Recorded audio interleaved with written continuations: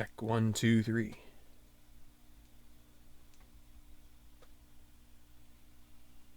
Check 1, 2, 3.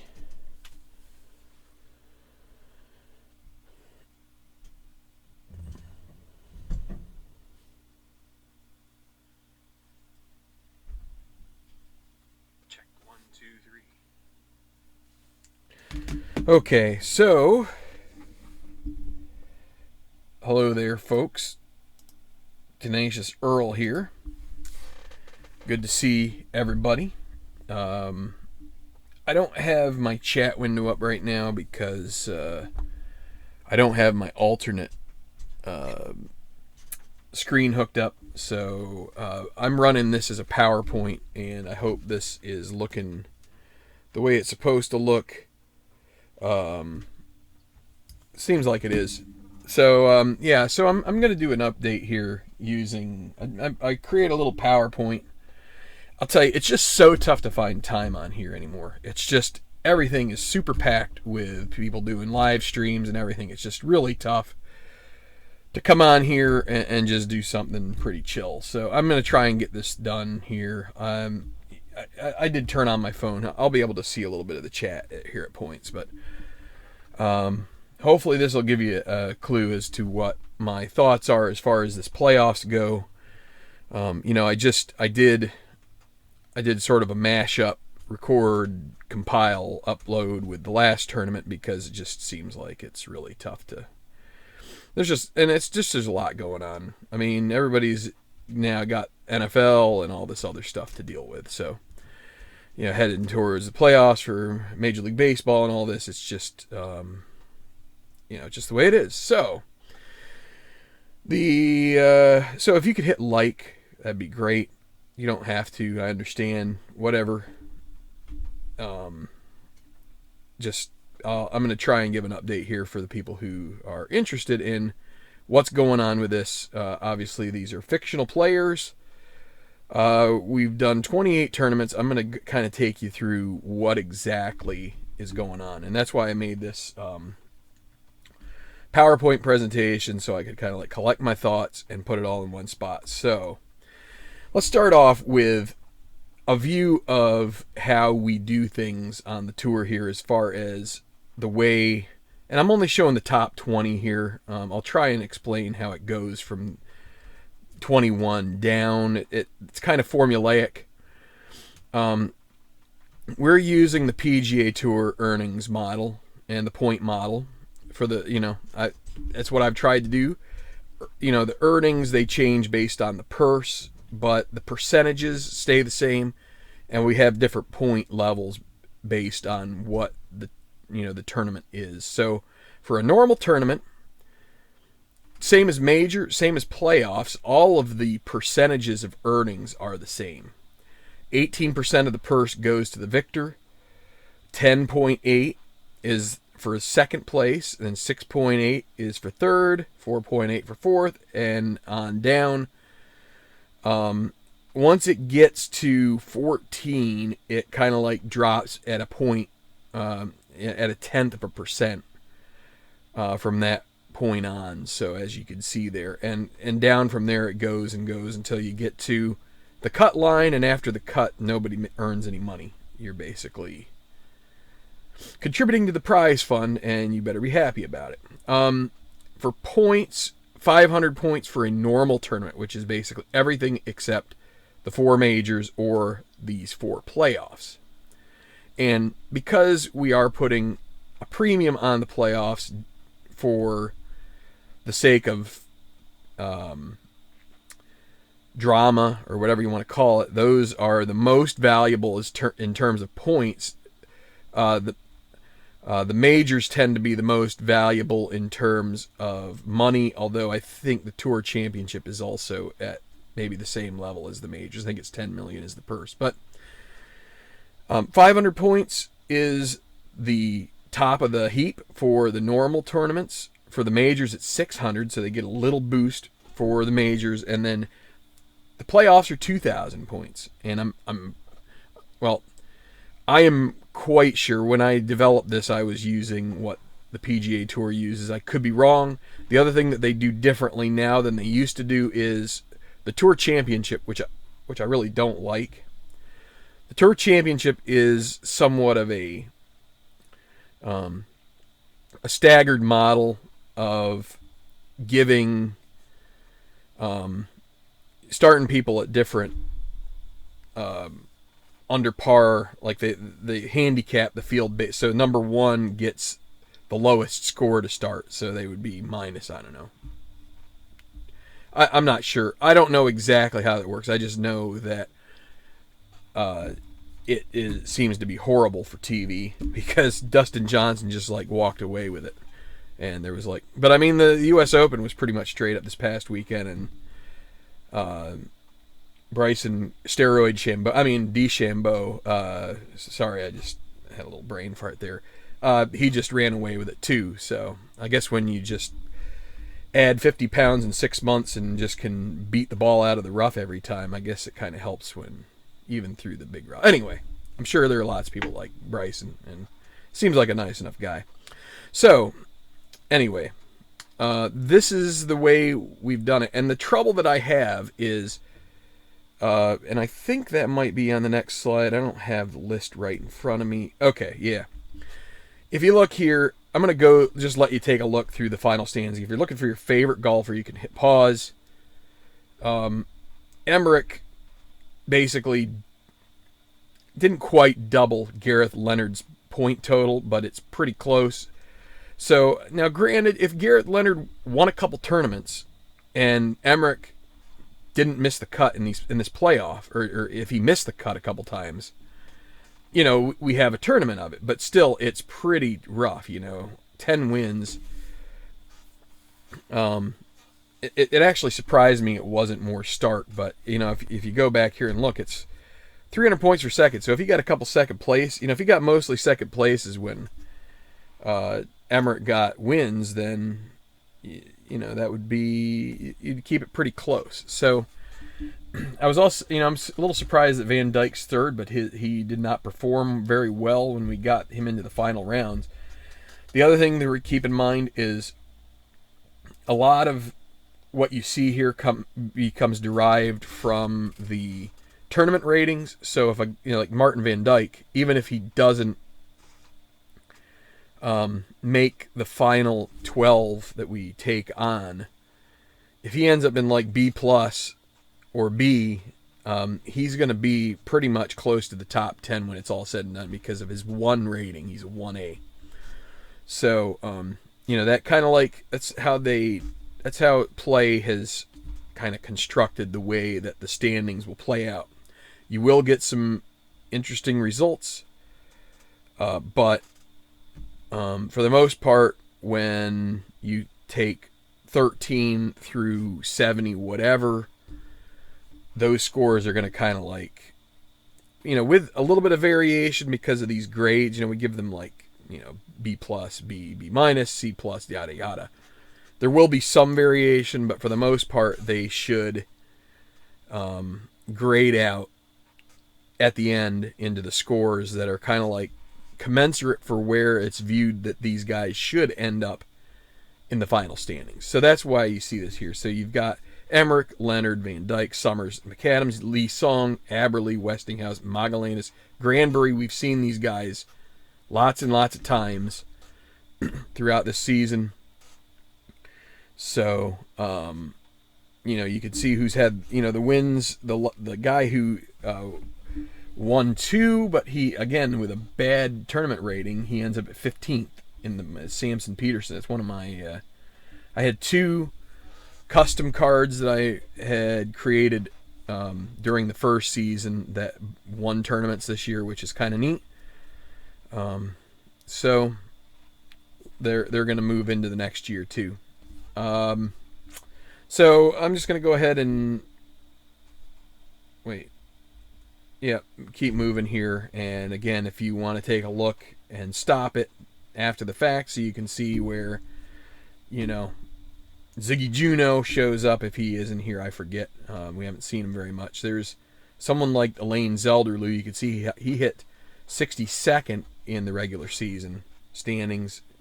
he will move up. He doesn't have to play in the Slacker Tour finals and stuff. He made it on account of those 2 finishes at the end of the season. And so up to 125, which is the column on the left here, they made the first tournament, which was Carolina. And again, I'm going to go into a little more detail as far as how I'm going to do the playoff, but I just wanted to run through all the standings. So this is the playoff format, and this goes a little bit away from the PGA. PGA, I think, has 3 events at this point. This year they were, I think it may have only been New England, and then was it Olympia Fields, I think, for the second one, and then the third one was East Lake. Oh, and I put East Lake. It shouldn't be. It should be Peachtree. My bad. So, but because I wanted to do 4, that means I have to do different field sizes. So we take the top 125. We did that for Carolina. We cut it at 100 for New England. Illinois, which is Temple of the Shrine, which in theory is Medina. It's not Olympia Fields, but we don't have Olympia Fields from the play set. We'll do that, and that's a 70 field.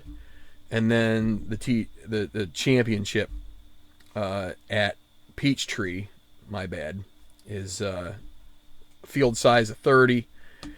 And I will probably just run a third round.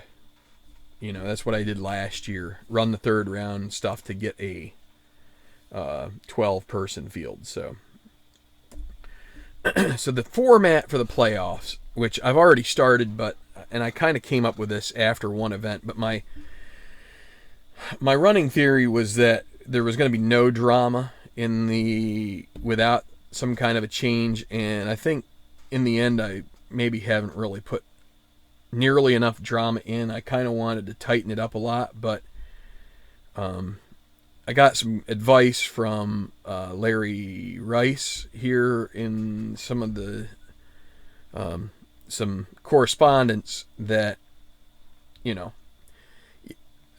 I wanted to be able to bring the pack together some, but I also wanted to make it so that if somebody had a 10-win season like Emmerich had, that he wouldn't necessarily be penalized too much.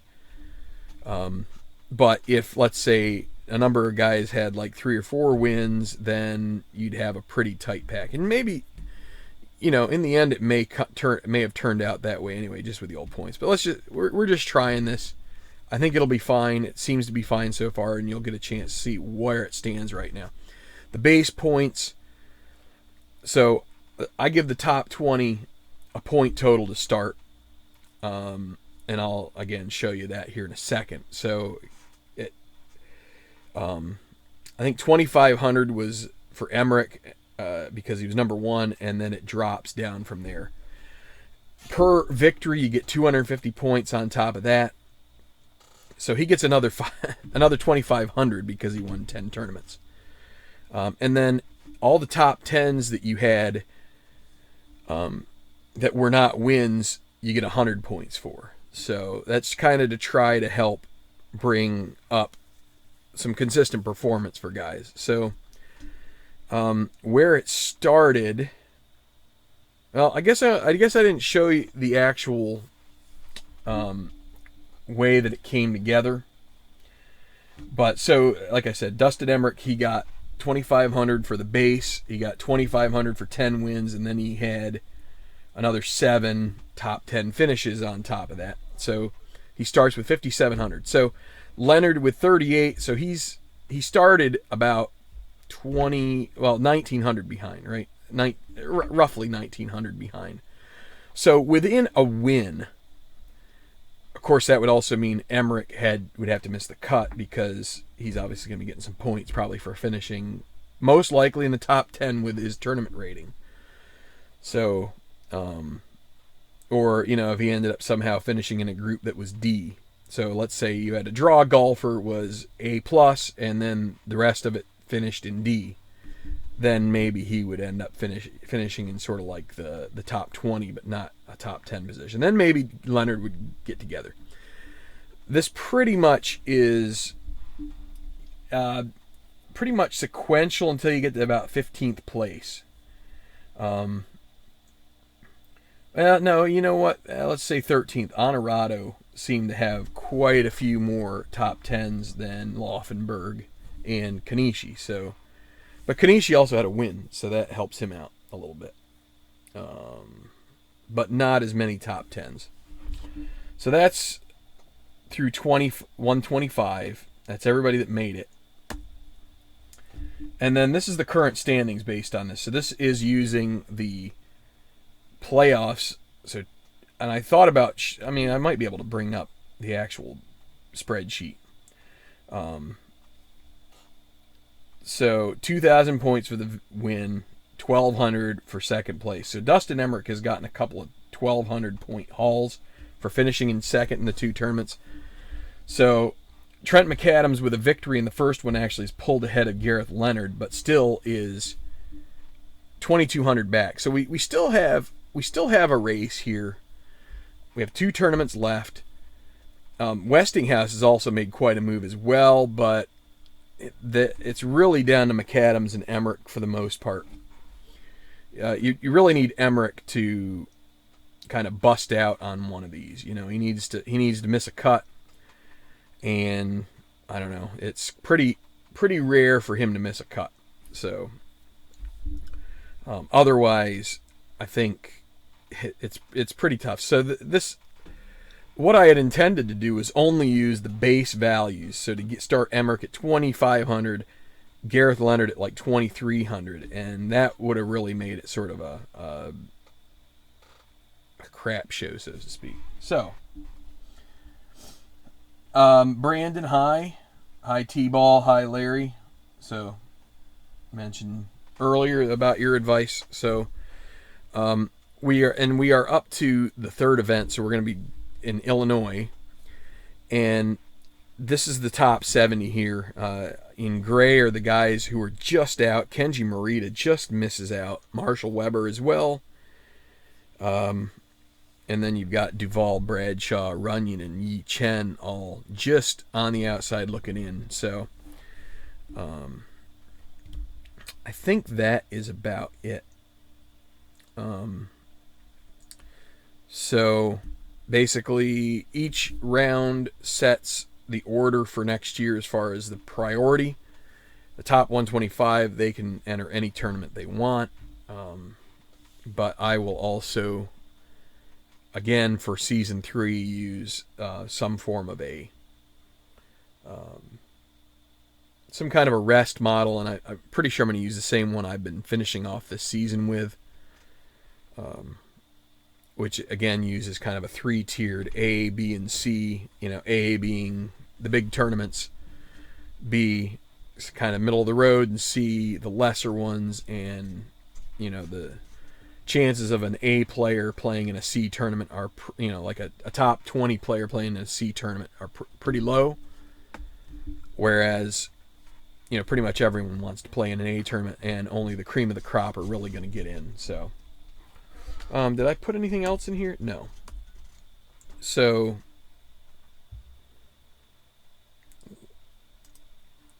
let's see. I can.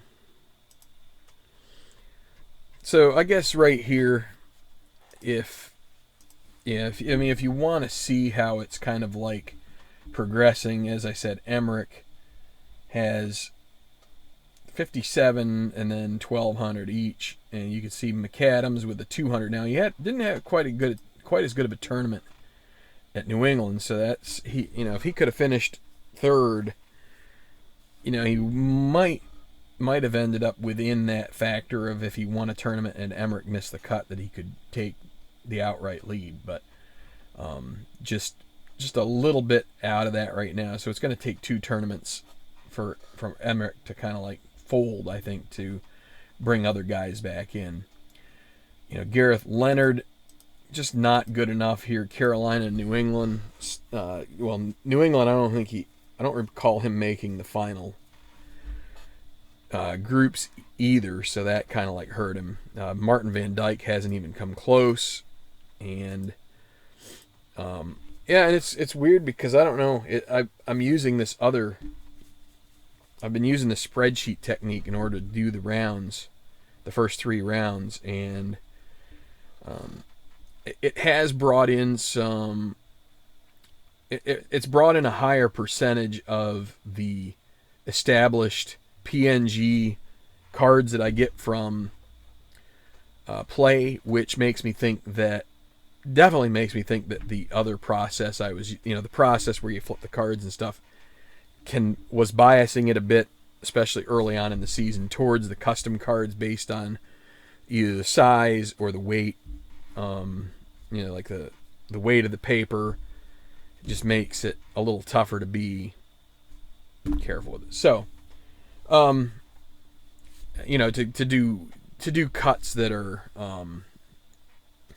even, or because like if you do it where you just do a straight draw off the next card, if you're biasing it because of the weight of the card, then your draw card could absolutely be one specific type of card, and that's kind of like this other way has eliminated some of that, and it seems to have. But it also seems like Leonard and Van Dyke haven't done as well with that either.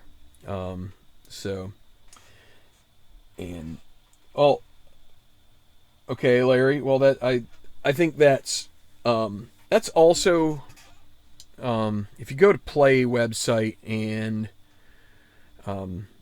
first off, you should subscribe to their newsletter, and I think the newsletter had this first. I'm sorry, I'm having a little bit of trouble talking tonight. I have one of these stinking ulcers on, like my gum line, and it just, it makes talking just a little bit of a pain in the rear end, because it's like, so if I'm like got a little bit of like stumbling words and I'm not enunciating certain things, it's because of that. So where was I? So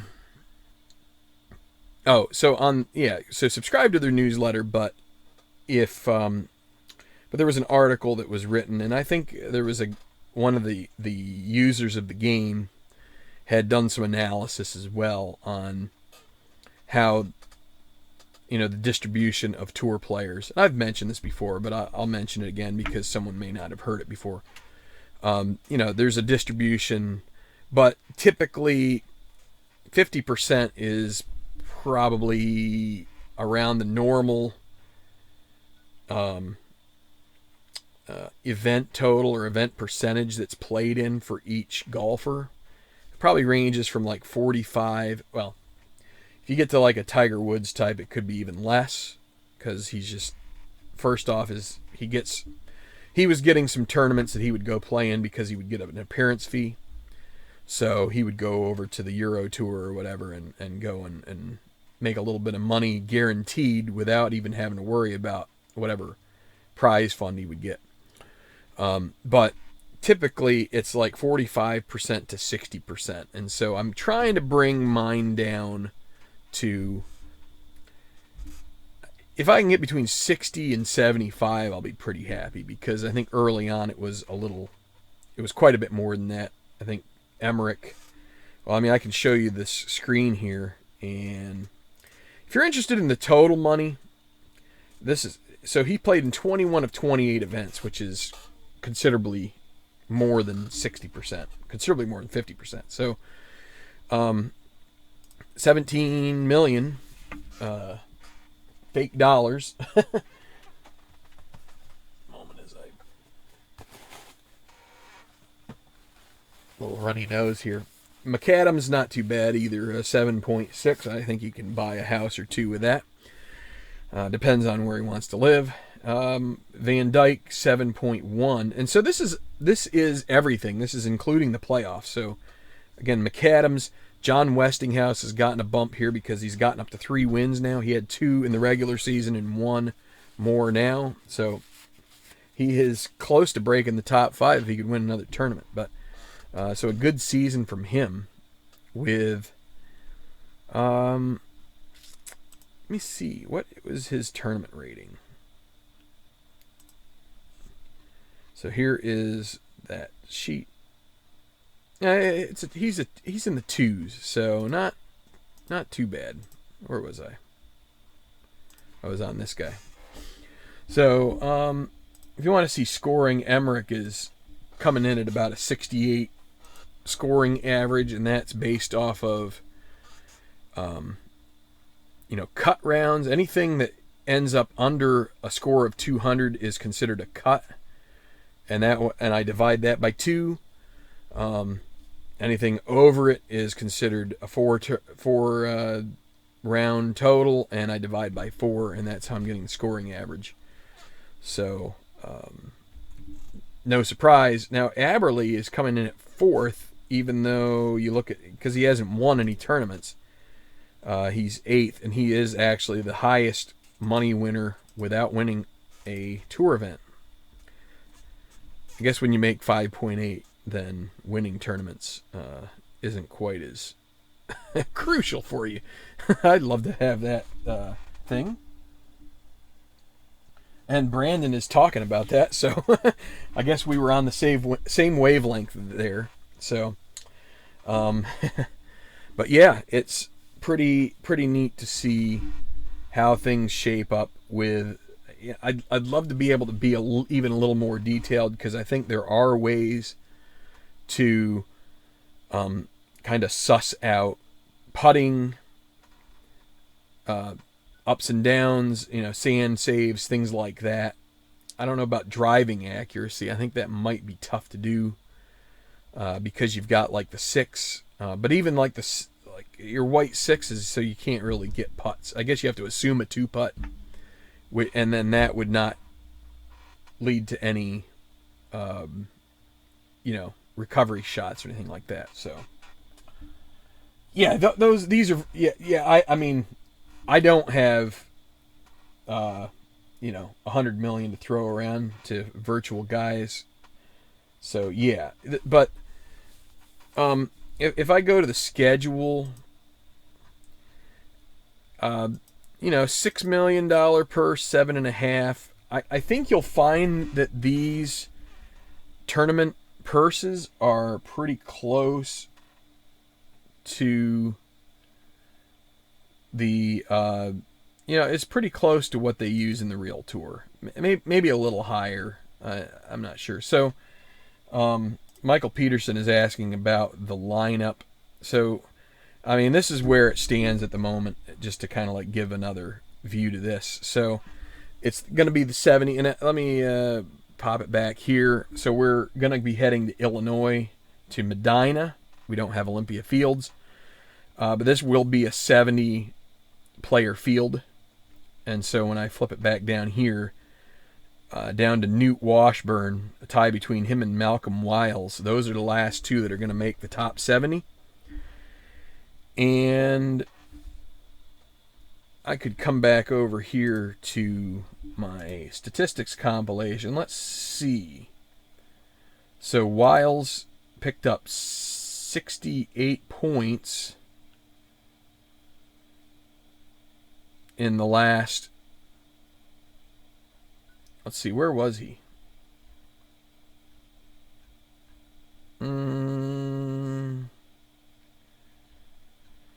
Let's go to the season point seeding. Where was... Okay, Wiles...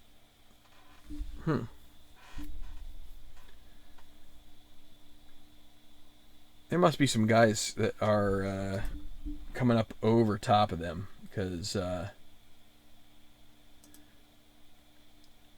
Cavallari had a good tournament. So that's based on his... he is a 2, so that's based on his rating. He ends up with a 278. Let me see. This is... Who was the last guy? It was Newt Washburn, 167. Newt, 137.31.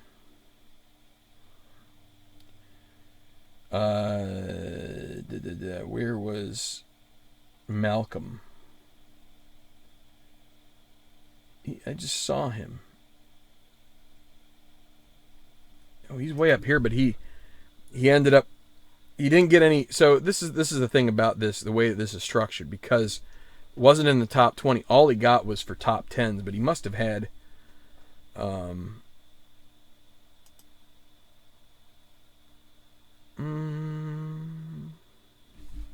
that right?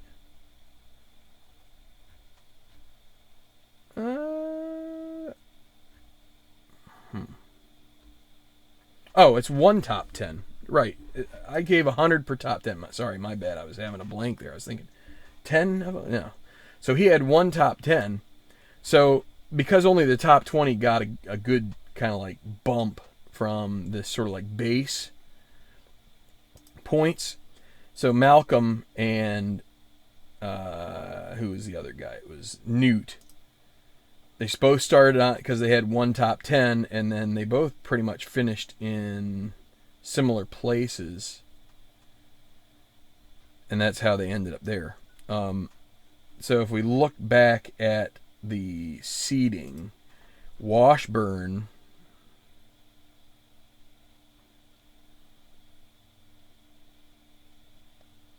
where was Newt? There he is, 82. So he actually moved up enough to be able to get in that top 70. And again, because of the way that I did the scoring, then it can bias things one way or another based on whether they made the top 10 in a tournament or not. So tough. You know, you got to try and make the top 10. So yeah, just again, I'll bring it up here. So yeah, this is what the final 70 are going to be. And then we're going to take the top 30. Whoa. And if you look here, right now, Augie Cameraman, who was in the final pairings this past weekend, he is like right on the bubble. You've got Zelderloo, who has he's got a 3 tournament rating. And he's within like 10 points. So, I mean, you could have him kind of like skip up and get in there. So, that's the other thing that this is kind of doing, is it's putting more of an onus on the top 125 actually getting the job done in these final tournaments to solidify whatever ranking. You know, it's kind of the way it is with North American playoffs. I don't really like playoffs so much, and then you would say to yourself, well, then why did you institute them in this? And I guess it's just because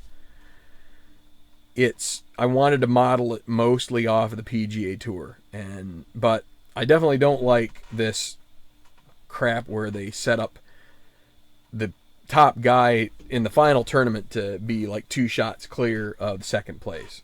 It makes it tough.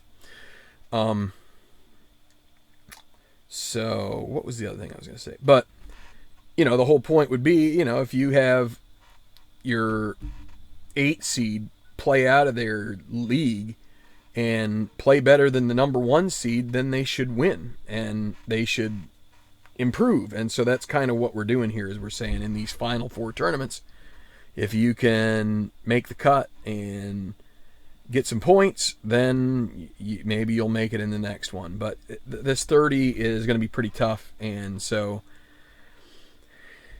let's see. So that means 300. So if Newt Washburn wanted to make it, he would probably need to get to about 550, about 400 points. So if we go back and look at the playoff, you know, it's got to be a top 6 finish. Make the top 6, you get a chance to maybe go on and get a big payday in the Tour Championship. And, I mean, basically any of these guys are in that position where, you know, like Burke Yielding, he's 38th right now. We've seen him quite a bit. He could, 400 points, get up to 800, he would be sniffing at the top 20, pretty close, top 25. So, and he would definitely get into the Tour Championship. So, should be fun. I don't know if I'll do it this coming weekend or not. It's always tough to tell how, as I said at the beginning of this, life is crazy. I've tried to do enough live streaming of these things, and like this past weekend, I don't know. It just seems like there's seems like there's a lot of live streaming going on, so it's kind of tough to feel like there's a window that you can actually get it done. And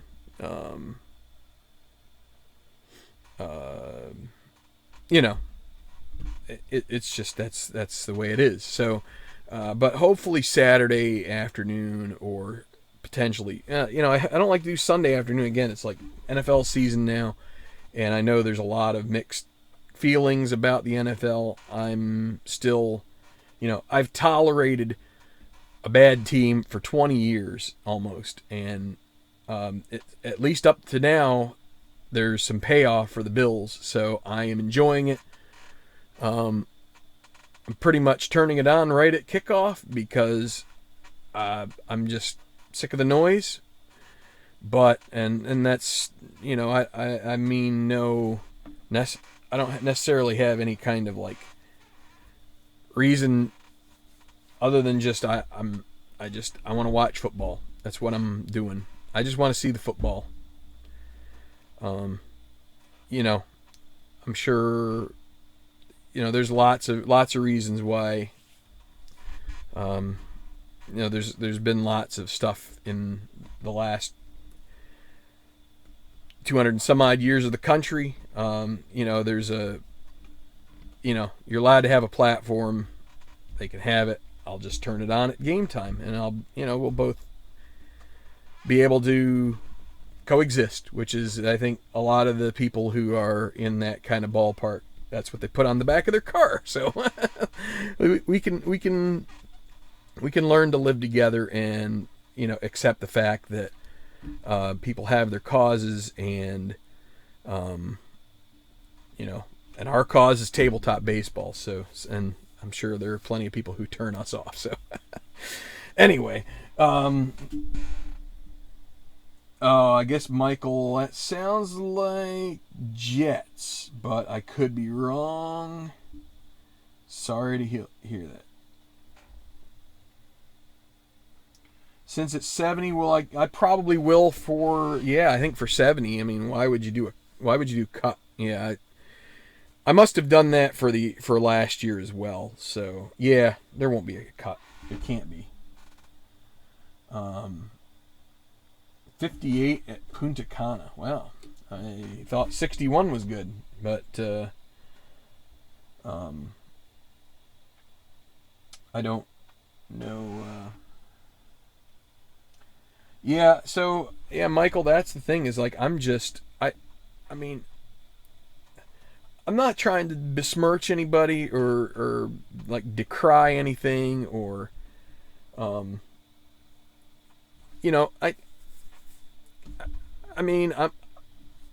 have a clicker, right? That's what a lot of people call it, a clicker. I have that. I can click it onto something else, and I can put it back. I mean, when a commercial came on, I put it on the golf on Sunday for a bit, and then I put it back, and there was the football game, and I watched the football game. It's like, that's what it's about. And I mean, but I do know that there are a lot of people who have been deciding not to be a fan of whatever team they root for anymore because of it. And I guess I'm just like middle of the road either way. I don't know, just do what you got to do, and hopefully at this point nobody gets sick, because we're still in the midst of this COVID stuff, and I think that's what everybody's worried about with the football is, you've got contact, and you just hope that guys,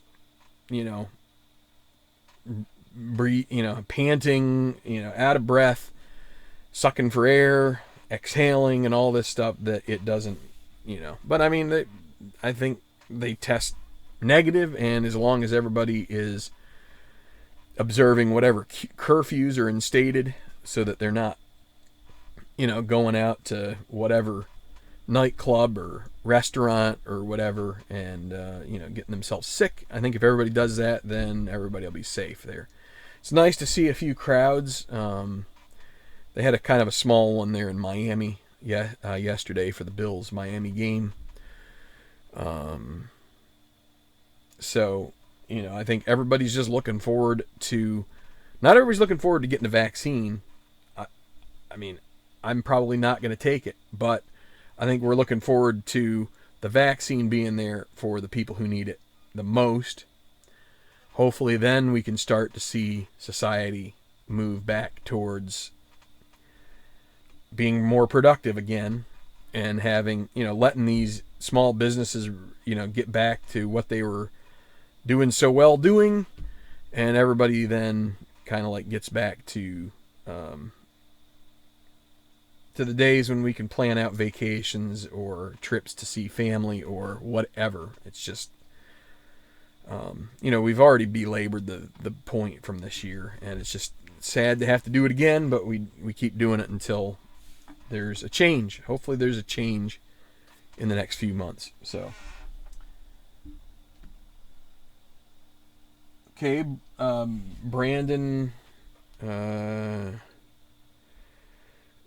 was talking about the video on doing some Excel and, showing you that. So, I'll see what I can do. I think what I need to do is, if I'm going to do something that's sort of like an Excel or Google Sheets tutorial, I really need to kind of like boil it into a script that I'm going to follow, because I don't really want to riff on it too much. I find I start, like I'm doing this right now, I start riffing on things and it just takes way too long. So, but yeah, it's like the various, and if you go into the functions of these programs like Excel, there's like 100 of them, 200 of them, 300 of them. It's like overwhelming. A lot of them are like statistical functions that, you're probably never going to use in your sports sims, but there are some great ways to be able to kind of like tailor your spreadsheets to become, more or less like databases. They're relational in certain ways.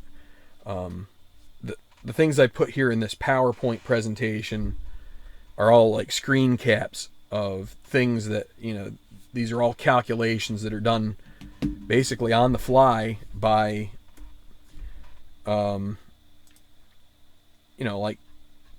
like where is it? Point updates. This tab here. It's like this. I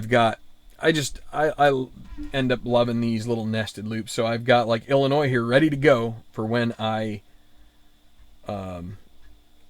so on another sheet I have my pointer, like my link pointers, but this guy right here, if you take a look up top, it says if A2 is blank, which is this, if that's blank, then this is blank. Well, it's not blank, so then there must be something else. So if Tenacious cut points, which is this one here, F1, which is the Illinois pointer. Wait, no. Yes, it is. So there it is. If that's blank, then this is blank. And that's why that's blank. D and E are both filled. So this guy asks, is that first one blank? And it's not. So then we do this V lookup over on this whole table.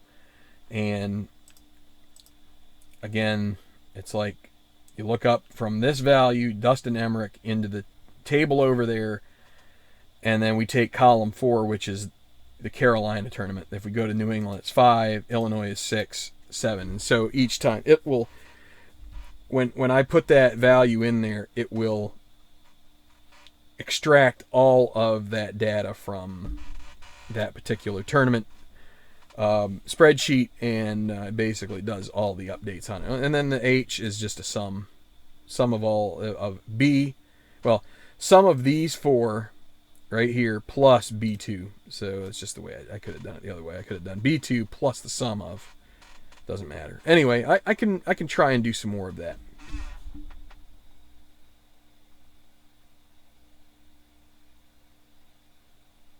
Thank you, Jason, for the feedback. I guess I could always put like I think they have an option to do polls here on the YouTube site where you can just kind of put it in your feed to say, what do you prefer? And, if I had, 40, let's say 40 or 50 people who were kind of like regular consumers of these tournaments, and, 80% of them were like, I'd rather just watch sort of like an hour and a half stitched together, kind of cutting out the breaks and stuff, then I kind of would take a lot of stock in that. It takes actually doesn't take much more time. It's pretty much the same thing. The only time it takes that's different is the time it takes to sort of like compile it and shrink all the videos down into what it needs to be, and then uploading that. Which, I can go upstairs and watch Barney Miller with my wife while that happens. So, but yeah, thank you for that feedback. Setting up basic baseball. Yeah, okay. We can do that. It's some people enjoy using Strat PC. Some people don't want to pay for that, and that's understandable. Some people like ball stat and ball score, and some people find it really complicated and annoying when you make mistakes that you have to almost start over or back out to the point where you're just frustrated. I'm gonna get a soda here because I'm drying out. Some people use iScore on their phone or iPad. There's lots of different ways to do it, but some, if you aren't interested in all that statistical stuff and you just wanted to, I've done Excel sheets where, I have done sort of like the basic stats, the, batting average, homers, runs batted in, ERA, stuff like that. And for the History Maker Baseball TBL that I eventually want to do, that 2.0 is not getting anywhere here of late. Again, I've just been, quite frankly, I've just been in a bit of a funk. Been busy with lots of stuff, and it just seems like, I don't know. Sometimes you need to feel like there's momentum, and I don't know as I have momentum at the moment, and I need to kind of like sort it out in my own head. It's not anything that's just any, most of it's just up here. All the stuff that kind of goes through anybody's head that's trying to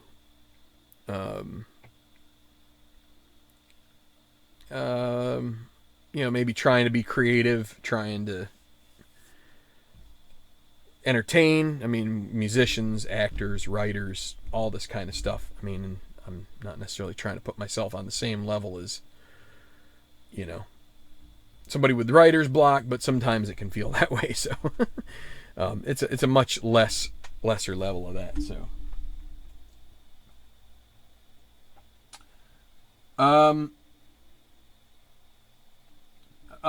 thanks, Brandon. What Earl is I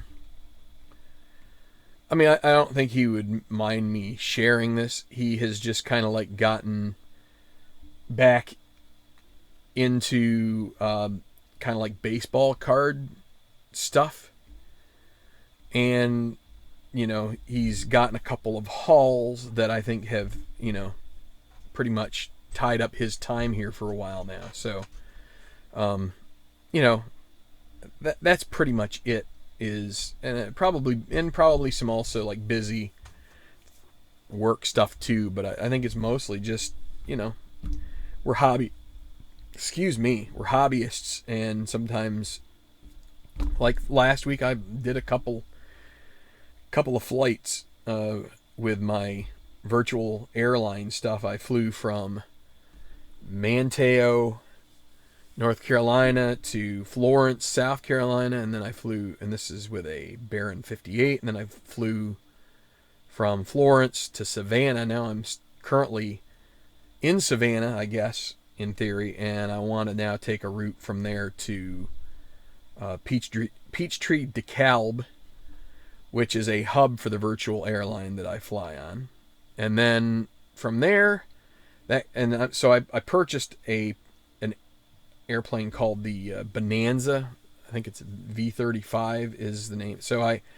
And by purchasing it, I just mean, you buy sort of like a payware model. So it's a simulator company called Coronado. They will make various airplane models with like virtual cockpits and stuff for Flight Simulator, X-Plane, Prepare 3D, whatever you want to call it. So, I mean, I use FSX, and so I bought the Bonanza V35, and so there are some routes for that, and the one that I'm interested in starting first is going from DeKalb to Orlando, and then from Orlando to Marathon Key. And I just thought that would be kind of a neat flight to go kind of like down the Florida, the length of Florida, and land in one of the Keys. I figure another one that I did back many years ago that I thought was really neat was going up to like Martha's Vineyard, and up in that, in one of those, the islands up there in I guess that's what bay is that?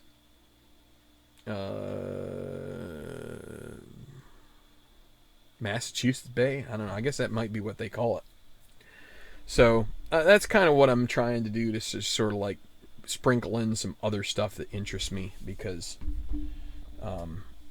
you just need a little bit of space every once in a while. So, but that's what Earl's up to. He's a hobbyist like the rest of us, and sometimes we just kind of get in a different cycle, and I'm sure he will be back relatively soon. I'm definitely not. I have not done anything to pressure him. He rocked the videos for maybe a year here, for the last year, probably more than that. Like just pounding them, just a machine. And so whatever will help him come back being like refreshed and all that stuff. And I don't even know if it's that he needs to be refreshed, but like I said, you just kind of like get into a zone where something else is kind of consumes your mind as far as hobbies go, and that's where I've been many times in my life. And so anyway, not necessarily a preference. If you don't have time to live stream, don't want you to stress yourself out. You take a couple days and create a video. Yeah.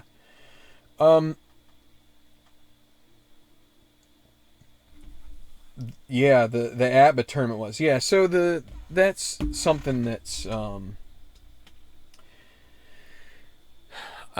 it's partly time. I don't know.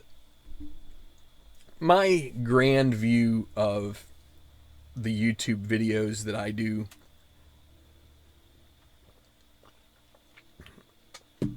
would be that like a 45-minute video is probably about right. And I have yet to be able to find a way to do golf in any way that comes out. Because what I could do is I could just edit the heck out of it. And maybe I should. I think if I were, PewDiePie or whatever the names of these guys that have these like massively successful and profitable channels, and I could quit my job, and that was basically my 40 hours a week was making YouTube videos, then I think spending the time to just pretty it up and making it like A1 would be great. The thing with live streaming is that in theory it's a little more streamlined, because you basically combine the upload phase as well as the compilation. Well, you basically get rid of the compilation. You get rid of any editing you might do, which for me, I've been pretty low on the editing. But the upload gets wrapped right into But the trouble is then for the viewer, there can be a lot of dead air. There can be a lot of, little breaks. There can be a lot of stuff like that. So, of course, with the live stream, the other thing with the live stream is that it can also generate some sort of commenter-driven passion that maybe when you're playing, off, quote unquote, offline, that it may not be as easy to stir that up. I think I do pretty well with it either way, but because I don't feel like I get that. I don't know. I'm not one of the better people to keep track of what's going on with the chat, so that's something that I have been trying to work on. Getting a second screen will help, but bear with me. So I think that about wraps it up here. I hope this was informational. The reason that I do videos like this, I think the gameplay has, it does have viewership. There are people that want to maybe see what certain situations, how they play out, and stuff. A lot of what my videos have been over the years, I just really want it to be something that I can kind of like go back to someday, and just kind of like remind myself of stuff I've done. Also obviously it's a demonstration of the game, but I also want to demonstrate things that you can do for whatever you're trying to accomplish.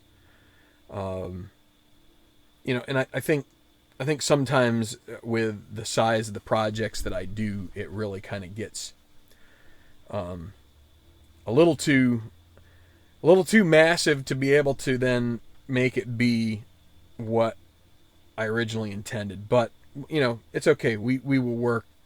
I'm working through it. We will get through it together. It's all good. But sometimes I feel like the forest for the trees is fine, but sometimes you kind of like get hang gliding and you get like caught up in them and you don't ever really anyway. So okay, well, Jason, I will take that into consideration. Baseball is probably the most, I don't know, I think probably the boxing and the horse racing do pretty well too, but baseball, it's just a moment by moment thing. There's natural breaks with innings, but it's also just not that long of a game either. It doesn't take too long to play. So, again, it's a work in progress. So, anyway, I'm going to check out now. So, thank you for listening. Hit like. There. Sorry you have to look at me, but that's fine.